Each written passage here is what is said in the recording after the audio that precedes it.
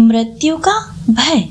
जी हाँ, आज आपकी मित्र जो कहानी लेकर आई है, यही शीर्षक है उसका। आरती की छोटी छोटी कहानियों की दुनिया में आपका स्वागत करती हूँ। आइए मेरे साथ मेरी कहानियों की दुनिया में यात्रा करते हैं और शुरू करते हैं कहानी मृत्यु का भय। एक बार की बात है, किसी नगर में एक सेठ रहता था। सेठ बहुत ही मेहनती था। उसकी मेहनत रंग लाई और उसकी गिनती नगर के सेठों में होने लगी। महल जैसी हवेली बन गई। सारी सुख सुविधाएं, नौकर चाकर क्या नहीं था उसके पास। परिवार के बीच उसका जीवन बड़े आनंद से बीतने लगा। एक बार सेठ के घर उसका रिश्तेदार आया।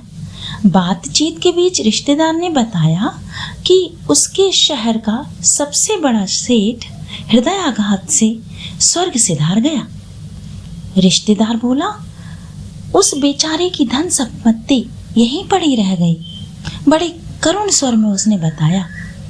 यद्यपि बात बड़े ही सहज भाव से कही गई थी, तथापि सेठ जी का हृदय भर गया। उसे एहसास हुआ कि एक दिन वह भी तो उस सेठ की तरह मर जाएगा। उसकी भी धन संपदा यहीं पड़ी रह जाएगी। उसी क्षण से सेठ को यह चिंता सताने लगी कि एक दिन मौत आएगी, उसे ले जाएगी, सब यहीं छूट जाएगा। मारे चिंता के उसकी देह दिन पर दिन क्रशकाय होने लगी। देखने वाले भी देखकर हैरान होते। इन्हें कोई चीज की कमी नहीं, पर पता नहीं भीतर ऐसा कौन सा दुख है जो सेठ जी क्रशकाए हुए जा रहे हैं। धीरे धीरे देखते ही देखते वह इतने बीमार हो गए कि बिस्तर पकड़ लिया। बहुत इलाज हुआ, दूर दूर से डॉक्टर आए, पर रोग ऐसा था कि ना तो पकड़ में ही आता था, ना ही कम होता था, बल्कि दिन पर दिन बढ़ता ही जाता था। एक दिन एक साधु महाराज का उनके घर आगमन हुआ।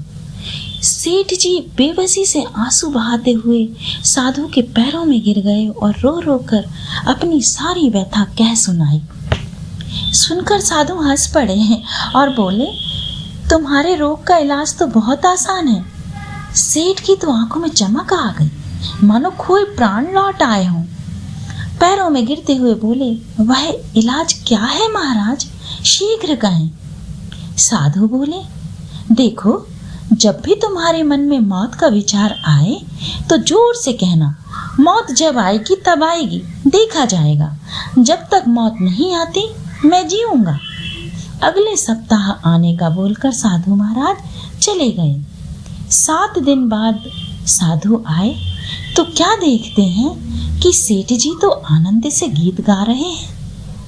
साधु महाराज को देखकर उनके चरण स्पर्श किए और उत्साह से भरकर सेठ जी बोले, आपकी दवा ने तो जादू कर दिया महाराज। मैं समझ गया कि मौत जब आएगी तो आएगी, जब तक मैं जीऊंगा, और अब मैं हर पल जी ही रहा हूँ, आनंदित हूँ। मेरे प्यारे मित्रों, हम भी तो यही कर रहे हैं। हम या तो अतीत में जीते हैं या भविष्य में, जबकि जीवन है इसी क्षण, इसी पल में जीने का नाम। यही कारण है कि हम चूकते चले जाते हैं वर्तमान से और जीते हैं एक रुग्ण जीवन। जो जीवन सुगंधित फूल की तरह खिल सकता था, उसे खिलने से पहले ही उजाड़ देते हैं। और कैसी विडंबना है, उजाड़ने वाला कोई और नहीं, स्वयं हम ही होते हैं।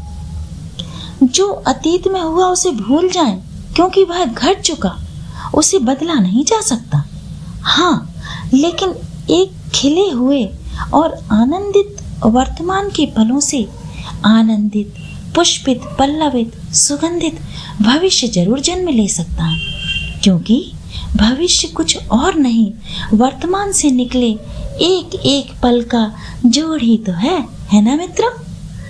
कैसी लगी आपको मेरी कहानी? उम्मीद करती हूँ मेरी छोटी छोटी बातें आपको पसंद आती होंगी। अपना प्रेम व स्नेह मुझ पर इसी तरह बनाए रखिएगा। मेरी कहानियाँ देखते व सुनते रहिएगा। प्रणाम।